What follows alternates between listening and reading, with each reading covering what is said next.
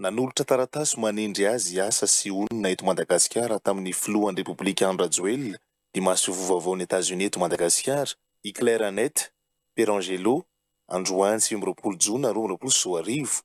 Noresahany tonta nandritra ity fihaonana ity ny mikasika ireo fanahy mbola miandry eto Madagasikara eo amin'ny lafiny fampandrosoana sy ireo lalam-piara-miasa ahafahan'ny firenena rotonta miara-miombona antoka.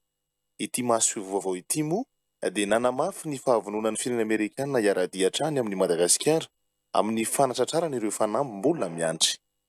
Nanana fotoana zahay nidinika mikasika ireo fanamby atrany Madagasikara amin'izao fotoana izao, fa nahafahana ihany koa ny resaka ireo mety ho endrika fiara-miasa fa ahatsika miaraka miombona antoka mba ahafahana miatrika izany fanamby izany.